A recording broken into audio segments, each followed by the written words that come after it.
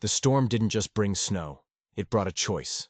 A choice that would echo across the frozen plains of Montana and change the lives of everyone it touched. This is the story of a lonely widow, 2 lost children, and a secret buried so deep under the ice it could shatter the fragile peace of the frontier. What happened in that cabin during the Great Blizzard of 1876 was just the beginning. The real storm was yet to come. The winter of 1876 came in with teeth bared. It descended on the Montana Territory like a hungry wolf, swallowing the plains in a sea of white. For Sarah Mitchell, a widow of 32 years, this was her 3rd such winter, and she thought she knew its ways. She'd come from Boston after her husband, Thomas, was taken by pneumonia.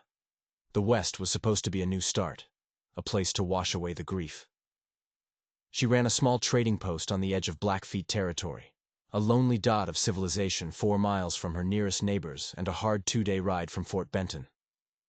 From her window, she watched another blizzard gather on the horizon, a bruised purple wall moving fast. "Looks like another bad one," she muttered, her breath fogging the glass. The wind was already starting to howl, a low, mournful sound that always seemed to find the cracks in her soul. She was used to the loneliness, or so she told herself. She spent the afternoon preparing, extra firewood stacked by the hearth, supplies checked and rechecked. The post had been quiet for days. Anyone with any sense was already hunkered down. She liked the quiet.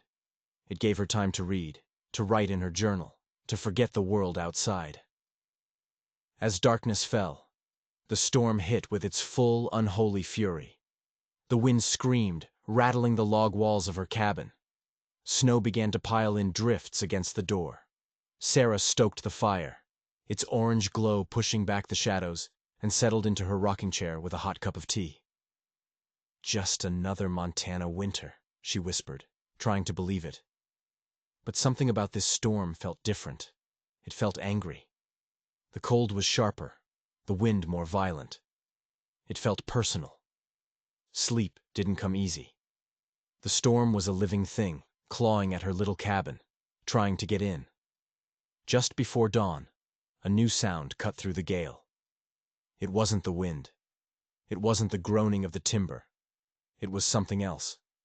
She sat bolt upright, heart pounding in her chest, straining to listen. There it was again, faint but unmistakable. A voice. She grabbed the heavy rifle she kept beside her bed. She wasn't a fool. A woman alone on the frontier learned to be cautious, or she didn't last long. Wrapping a thick shawl around her shoulders, she crept to the door. The sound was clearer now. A child. A child's voice, weak and desperate. "Hello?" she called out, her own voice tight. "Is someone there?" The only answer was a sob, nearly swallowed by the wind. That was all it took. Her caution evaporated, replaced by a fierce maternal instinct she didn't know she possessed. She unbarred the door and pulled it open, fighting a wall of wind and snow that tried to force its way inside. The world outside was a churning vortex of white. The snow was already up to her knees, the pre-dawn light unable to pierce the blizzard. Visibility was near zero. "Where are you?" she screamed into the storm. A shape staggered out of the whiteness, a small boy, no more than 10. His dark hair was caked with ice, his face raw from the cold. He wore traditional Blackfeet leggings and moccasins, pitiful protection against a storm like this. He collapsed a few feet from her, gasping. "Please," he choked out, his English broken but clear. "My sister! Help!" Sarah didn't waste a second. "Where is she?" she demanded, already moving toward him. The boy pointed a trembling finger toward a dark shape in the distance, a small stand of pine trees maybe 50 yards away. "There. She cannot walk." "Stay here," Sarah commanded, trying to push him toward the warmth of the open door. "Get inside by the fire." The boy shook his head, a stubborn fire in his eyes that defied the cold. "I show you." Together, they plunged back into the blizzard. The wind was a physical force, a wall of ice that stole their breath and cut through their clothes. It was a nightmare of cold and darkness. Beneath the relative shelter of the pines, they found her. A little girl, 6 or 7 years old, curled into a tight ball against the trunk of a tree. Her eyes were closed. Her breathing was so shallow, Sarah feared for a moment they were too late. Sarah scooped the child into her arms. She was terrifyingly light, her body as cold as the snow she lay in. "Let's go," she grunted, turning back toward the faint light of the cabin.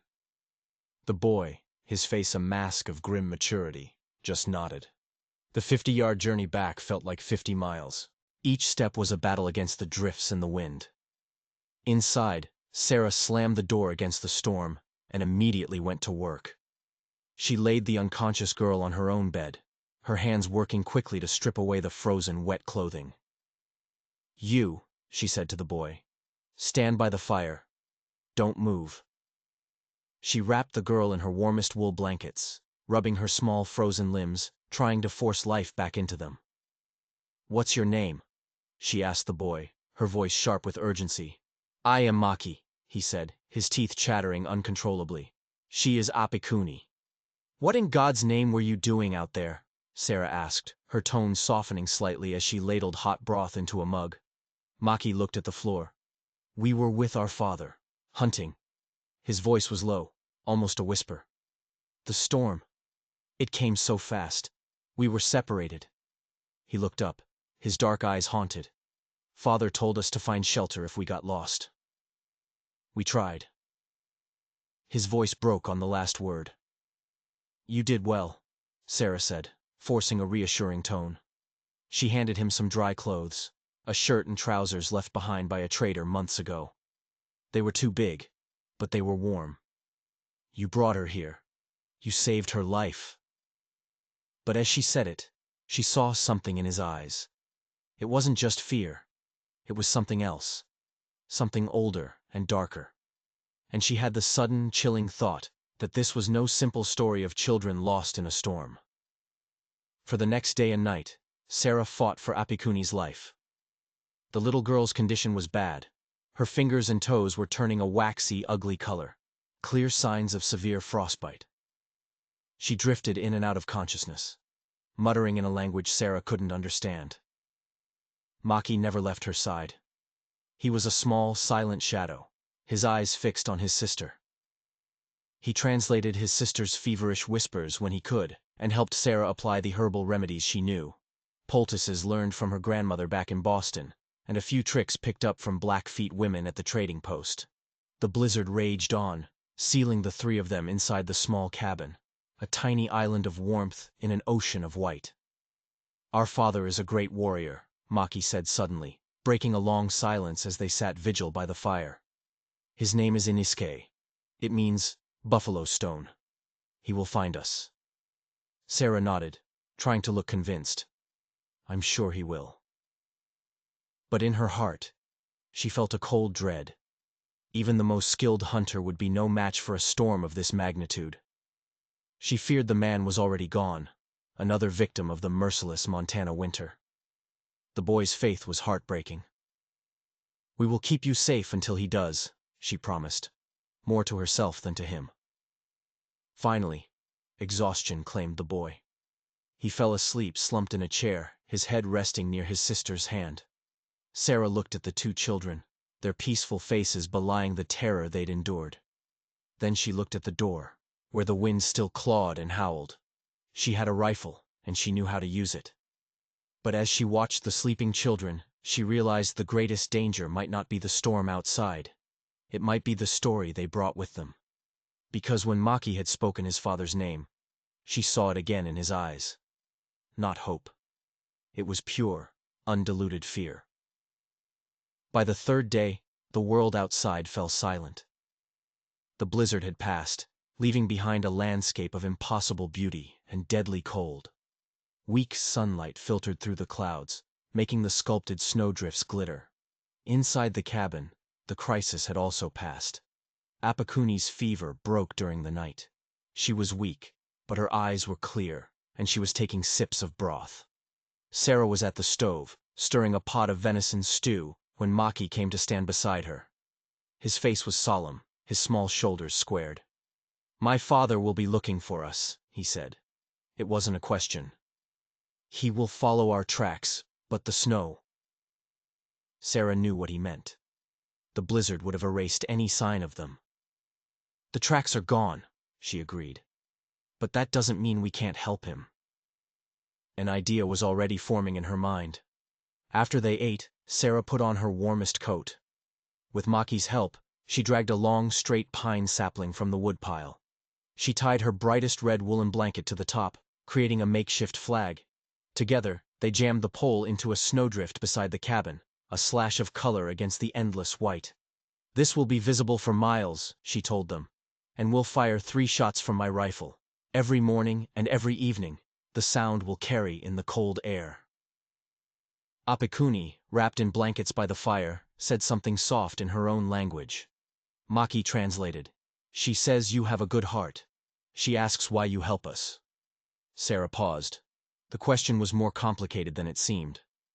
"Because it's the right thing to do," she said simply. But she knew it wasn't the whole truth. Tensions between settlers and the Blackfeet were running high. Many of her neighbors would have barred the door, if they'd opened it at all. They saw the Blackfeet as suspicious, dangerous, not as people, not as parents with children. Maki seemed to read her mind. "Not everyone would help us," he said, his gaze direct and unnervingly perceptive. "No," Sarah admitted, meeting his eyes. "They would not." For a moment, she saw that flicker of fear in him again, and she had to ask, "Maki, why were you so far from your camp? Your father was hunting, you said?" The boy's face became a shuttered mask. "Yes, hunting." The answer was too quick, too flat. He was hiding something. Before she could press him, he turned away. His attention suddenly focused on his sister. The subject was closed. The days settled into a strange new rhythm. Morning and evening, the crack of Sarah's rifle echoed across the frozen landscape. 3 shots. A signal of hope. During the long hours in between, a fragile domesticity took root in the small cabin. Sarah taught the children new English words. In turn, they taught her phrases in their language, the sounds musical and strange on her tongue. Apikuni, with the astonishing resilience of the young, recovered quickly. Soon she was following Sarah around, helping with small chores, her solemn face sometimes breaking into a shy, heart-stopping smile. She seemed like any other little girl. But Maki was different. He was watchful. He rarely smiled. He moved with a quiet purpose, always aware of the windows, the door. He was like a small soldier on duty. He was guarding his sister, not just from the cold, but from something else entirely. Sarah tried to question him again, gently this time. She asked about their mother. "She walks in the spirit world," he said, his voice devoid of emotion. She asked about their camp, their friends. He gave short, vague answers. He was a fortress. The more he resisted, the more certain Sarah became that these children were not just lost. They were running. On the 6th day after the storm, Sarah was showing Apikuni how to knead dough. The simple, repetitive motion seemed to soothe the little girl. Suddenly, Maki, who was standing near the door, went rigid. His head cocked to one side. "What is it?" Sarah asked, her hands covered in flour. "Horses," he whispered. "Coming fast." Sarah's heart leaped into her throat. She wiped her hands and grabbed her rifle. A habit now, ingrained and automatic. She followed Maki outside. The day was blindingly bright, the sun reflecting off the snow. In the distance, she saw them. 3 riders, dark figures against the white, moving at a steady pace. They were leading a 4th horse, which carried a travois, a traditional native sled. "Is it your father?" she asked Maki. The boy stared, shading his eyes. For the first time since he'd arrived, a genuine, unguarded smile spread across his face. "Yes," he breathed. "And my uncle's."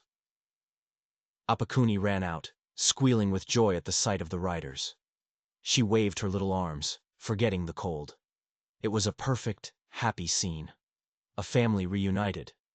But as the riders drew closer, a cold knot of unease formed in Sarah's stomach. The man in the lead, who must be Iniske, sat his horse like a king. His face was hard, weathered, and his eyes were not fixed on his children. They were fixed on her. The riders stopped 20 yards from the cabin. Iniske dismounted in one fluid, powerful motion. Maki and Apakuni ran to him, and he dropped to one knee, pulling them into a fierce embrace. He spoke to them in their language, his voice a low, urgent rumble. Sarah stood by her door, the rifle held loosely at her side, watching. The reunion was over in moments. Inosuke stood up and walked toward her. His children trailed behind him, their earlier joy replaced by a quiet sobriety. Up close, he was an imposing figure. Taller than most men she knew, with broad shoulders and a gaze that seemed to miss nothing. Exhaustion was carved into the lines on his face, but his eyes were sharp and intelligent. "I am Inosuke," he said, his English clear and formal. "You have saved my children." "I'm Sarah Mitchell," she replied, her voice steady. "They were very brave." A shadow of a smile touched his lips. "They are my children. But it is you I have to thank." He looked past her, at the cabin. Then he looked at the rifle in her hand. One of the other men, his uncles, called out from his horse. Inosuke nodded, then turned back to Sarah. "We have ridden for many days. We are tired and cold. May we rest here?" It sounded like a request. It felt like a command. "Of course," Sarah said, stepping back from the door. "Please, come in. There is stew on the stove." The four men entered her small cabin, and the space seemed to shrink instantly. They moved with a quiet, unnerving grace, stacking their weapons by the door. As Sarah served the stew, she could feel Inosuke's eyes on her, watching her every move. He wasn't just a grateful father. He was something else. He was a leader, a warrior, and he was assessing her. He was trying to figure out what kind of woman she was, and why, against all odds, she had helped his children. When the meal was over, Inosuke's two brothers prepared to leave. They would take the children back to the winter camp. Sarah was stunned. She expected a joyful departure, the whole family together. But Inosuke made no move to join them. "You're not going with them?" she asked, trying to keep the surprise out of her voice. Inosuke looked at her, his expression unreadable. "A debt has been incurred," he said slowly. "My people have traditions. The one who saved my children must be thanked properly. This cannot be done in haste." The children hugged Sarah, their goodbyes tearful and genuine. Apikuni pressed a small beaded pouch into her hand. Then they were gone, riding away with their uncles, leaving Sarah completely alone with their father. The door closed, and the silence in the cabin was suddenly heavy, suffocating. His presence filled every corner. He was a stranger, a powerful warrior from a people her neighbors feared, and he was staying in her home. She stoked the fire, her back to him, her mind racing. Why did he send the children away? What kind of thanks required him to stay? "Your journey was difficult," she said, just to break the silence. "Yes," he said from behind her. "When the storm hit, I searched until my horse gave out. Then I went for my brothers." He paused. "I did not know if they were alive." He moved to stand beside the fire, his shadow dancing on the wall. "Maki is strong. He will be a great leader," he said, more to himself than to her. Then his eyes locked onto hers. "But now, I must understand something. I must understand how a white woman comes to live alone on the edge of our land. A woman who knows our medicines, and who opens her door to our children when her own people would not." Sarah's throat went dry. This was not a conversation. It was an interrogation, and as she looked into the eyes of Inosuke, the buffalo stone, she knew that the blizzard had been the easy part. The real test was just beginning. Dawn broke, painting the snow-covered world in shades of pale blue and pink. Sarah had barely slept. Every creak of the cabin, every shift of the man sleeping on the floor by her hearth, had sent a jolt of anxiety through her. She rose to find him already awake, tending the fire as if he'd done it 100 times before. He simply nodded at her, his face a stony mask. "I must see to my horse," he said, his voice a low rumble. "I have brought things for today." Sarah watched from the window as he moved through the snow. He was powerful, graceful, a man completely at home in this harsh landscape. He returned from his saddlebags carrying several bundles wrapped in soft, tanned leather. He handled them with a kind of reverence. When he stepped back inside, the atmosphere in the cabin shifted.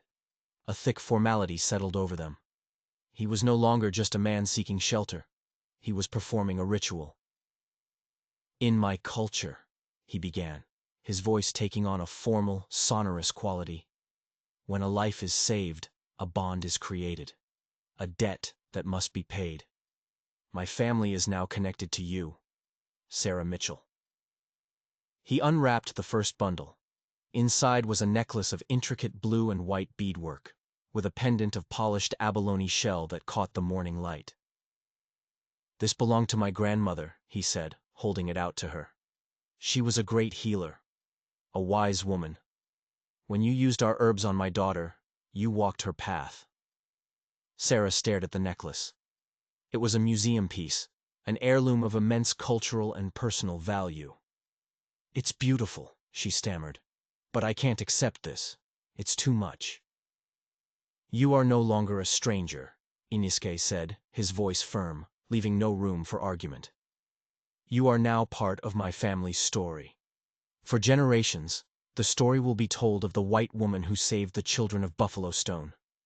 He stood, and before she could protest further, he placed the necklace around her neck. The shell was cool against her skin. It felt incredibly heavy. "Thank you," she whispered, her fingers tracing the smooth beads. He nodded once, satisfied. "There is more," he said, sitting back down. "Stories must be told, so that we may understand each other's paths." His eyes bore into hers. "Yesterday, I asked for your story. Today, I will give you mine." For the next several hours, Iniske spoke. He told her of his boyhood, of a time when the buffalo were like a great dark river flowing across the plains. He spoke of his training as a warrior, of the raids and the hunts. He spoke of the white settlers, the iron horse, the treaties that were promised, and the treaties that were broken. He told her of his wife, taken by the white man's disease, smallpox, leaving him with 2 small children to raise. His voice was a low, mesmerizing current, filled with pride and sorrow and a hard, unyielding strength. "The world is changing," he said, his gaze fixed on the flames in the hearth. "I have chosen to learn your language, your ways of trade. Not because I think they are better, but because a warrior must know his enemy to protect his people." The word hung in the air between them. Enemy. "It cannot be easy," Sarah said softly, "to stand between 2 worlds." His eyes snapped back to hers, sharp and piercing. "No easier than for a Boston widow to run a trading post on the edge of the world. We all do what we must to survive, do we not?" It was a test. Everything was a test. He was peeling back her layers, trying to see her core. What was she made of? Was she strong? Was she trustworthy? As the sun reached its peak, he stood. "Come," he said. "There is something you must see." Outside, the air was sharp and clean. He led her to a clearing and, using a stick, drew a large circle in the snow. He divided it into 4 quadrants. "The medicine wheel," he explained. "It teaches that all life moves in a circle, like the seasons, like a family." He explained the meaning of the 4 directions, of birth, growth, wisdom, and death. He spoke of balance and connection, how every part of the world was related to every other part. Then he stood in the northern quadrant, the place of winter and wisdom. "Your action," he said, his voice ringing with authority, "in saving my children, showed the wisdom of the north. You understood that we are all related. This is the highest teaching of my people." He was giving her a profound honor, sharing a piece of his sacred traditions. But it was also a warning. He was showing her the depth of the world she had stumbled into. He was showing her the rules. You break the circle, you break everything. Back inside, the formality between them began to thaw, replaced by a cautious curiosity.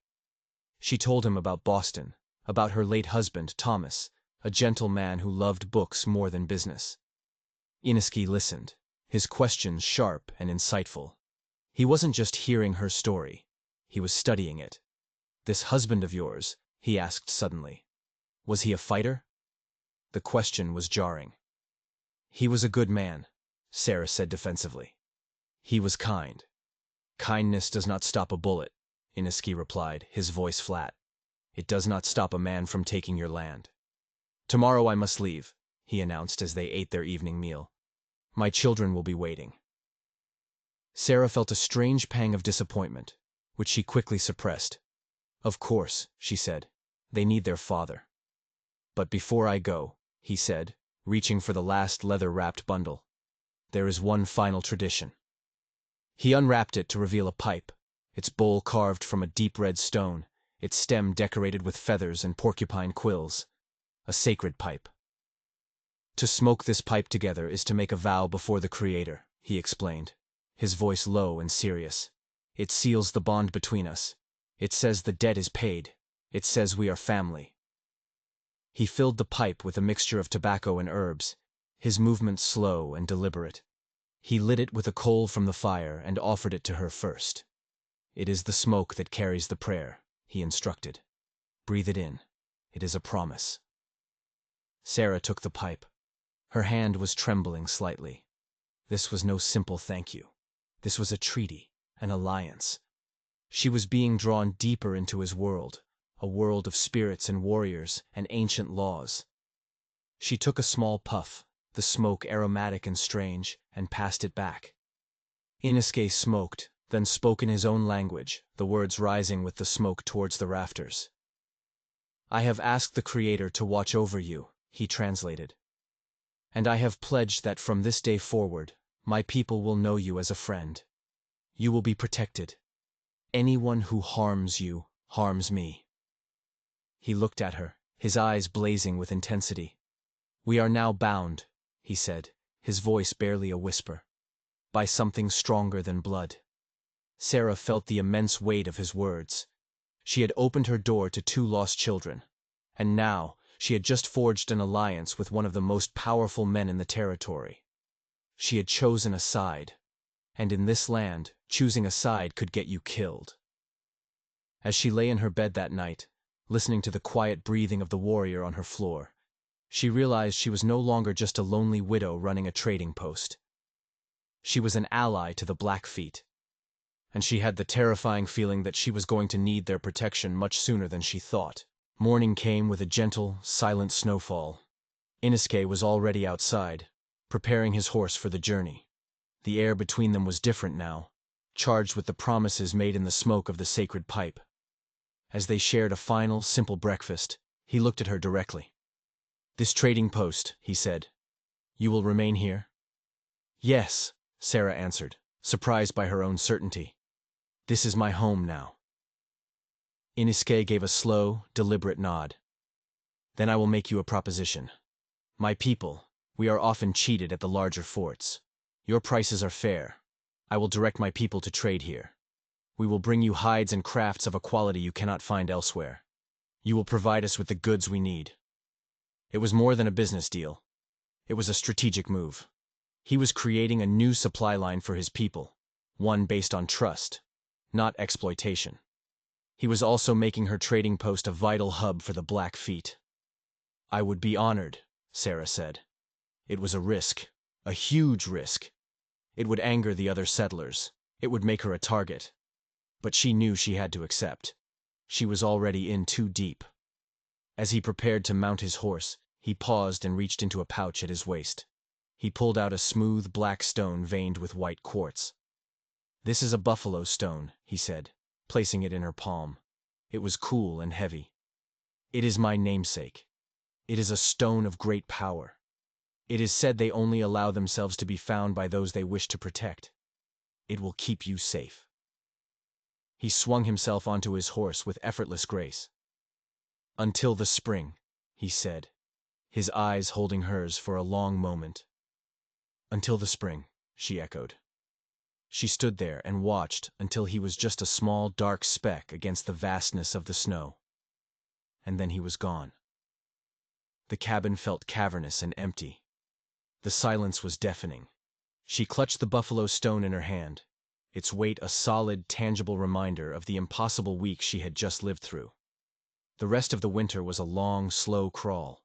Travelers were few and far between, but those who came noticed the new items in her stock. Beautifully beaded moccasins, painted pouches, things of a quality rarely seen outside a Blackfeet camp. When they asked where she got them, she would simply say, "From friends." The statement hung in the air, raising eyebrows and sparking whispers. The whispers soon found their way to the Peterson homestead, 4 miles down the creek. One afternoon, Harriet Peterson rode over, her face a pinched mask of concern. "Sarah," she said, getting straight to the point as they sat at the kitchen table. "Is it true? You took in Indian children?" "I took in 2 children who were freezing to death in a blizzard," Sarah replied calmly, her hand resting on the pocket where she kept the buffalo stone. "And now there's talk you're trading with them," Harriet pressed, her voice lowering. "Sarah, you have to be careful. These are dangerous times. People are on edge. An arrangement like that. It looks bad. It looks like you're choosing a side." "Perhaps I am," Sarah said, her voice quiet but firm. "I believe it's better to build a bridge than a wall, Harriet." Harriet stood up, her face pale. "A bridge can be used by armies, Sarah. You're playing with fire. When you lie down with wolves, don't be surprised when you get fleas, or worse." The visit left Sarah deeply unsettled. Harriet's words were more than a friendly warning. They were a threat. The community of settlers was small and tightly knit, bound together by fear and a shared sense of precariousness. By aligning herself with Iniske, she had made herself an outsider among her own people. She had painted a target on her back.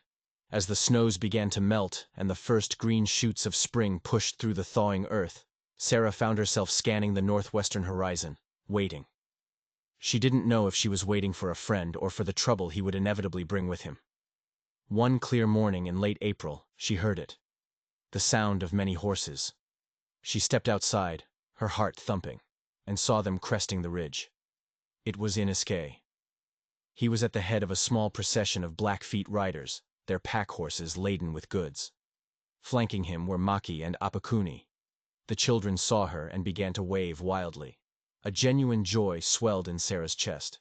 But as they drew closer, she saw that Iniske was dressed in formal war regalia. His face was grim. This was not just a trading party. As he dismounted, the smile he gave her did not reach his eyes.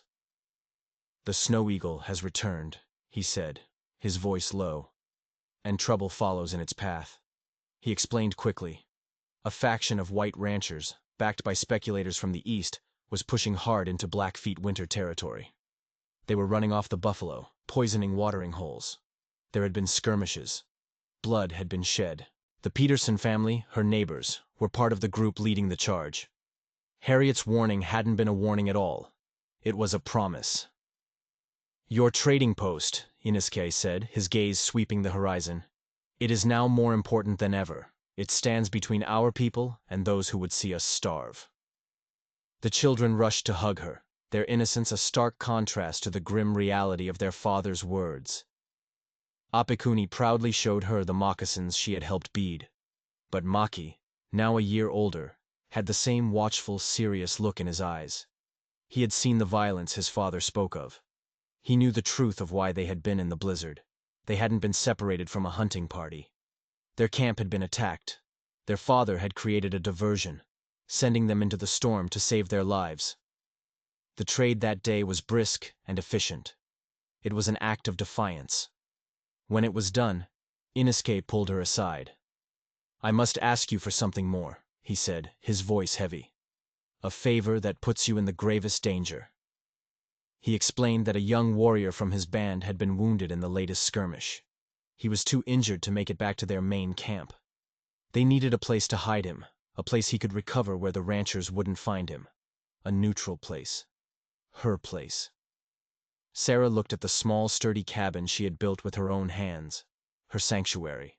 He was asking her to turn it into a field hospital, a safe house in the middle of a brewing war. Refusing meant abandoning the promise she had made over the sacred pipe. It meant abandoning him.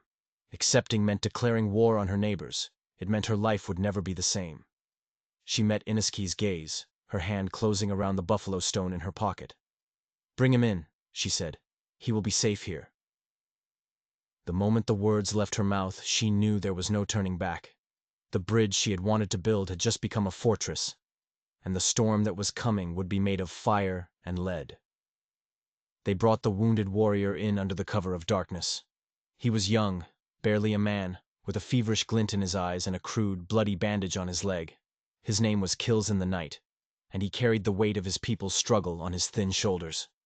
Sarah, with a grim determination she didn't know she possessed, went to work. She cleaned and dressed the wound, a nasty gash from a rancher's blade that had become infected.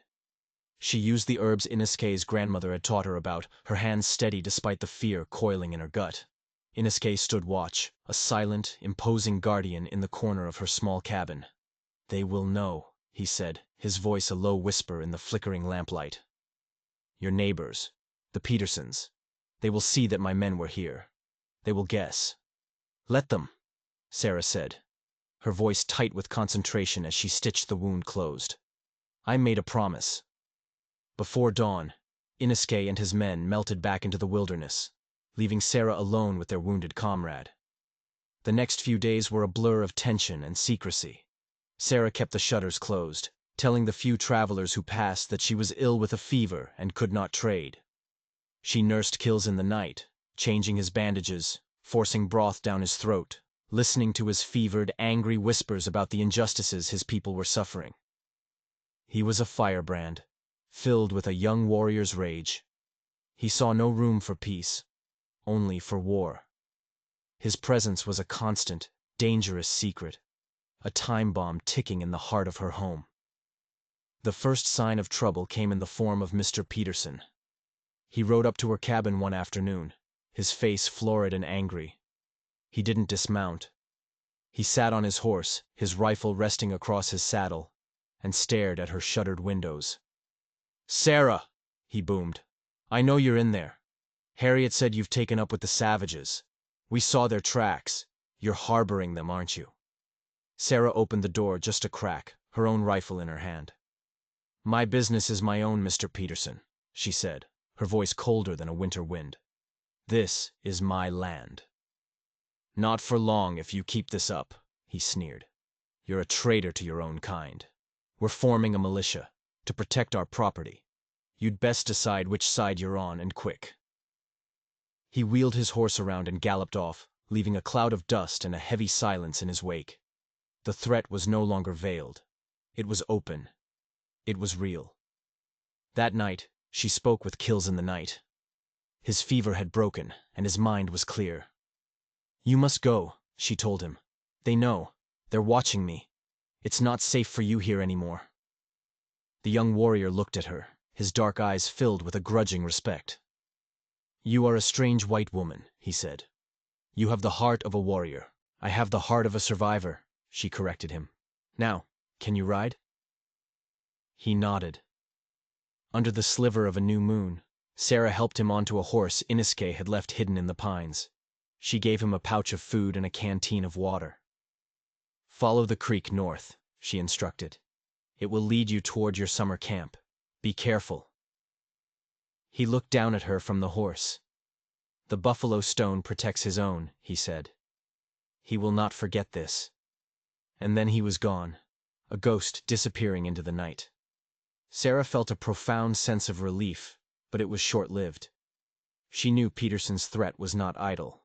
She had defied him. She had chosen her side. Retaliation was not a question of if, but when. She spent the next 2 days fortifying her cabin, barring the windows more securely, checking her supply of ammunition. She was no longer just a shopkeeper. She was a soldier holding a lonely outpost. The attack came on the third night. She was jolted from a light, restless sleep by the sound of splintering wood. The front door shuddered under a heavy blow. Then another. They weren't trying to be quiet. They wanted to terrorize her. A flaming torch arched through the darkness and landed on her roof. The dry shingles caught fire instantly. "Come on out, Indian lover!" a voice roared from the darkness. It was Peterson. Panic seized her for a moment, cold and paralyzing. They were going to burn her alive. Then, anger, hot and fierce, surged through her. This was her home. She would not let them take it. She grabbed her rifle, kicked open the back door, and fired a shot into the air. "Get off my land!" she screamed, her voice raw with fury. A bullet splintered the doorframe next to her head. She ducked back inside, her heart hammering. The smoke was getting thick, choking her. The crackle of the flames on the roof was growing louder. She was trapped. She scrambled to the front window, peered through a crack in the shutters. She could see at least 5 of them, dark figures illuminated by the growing fire. They were reloading, preparing for another volley. It was hopeless. She was one woman against 5 armed men.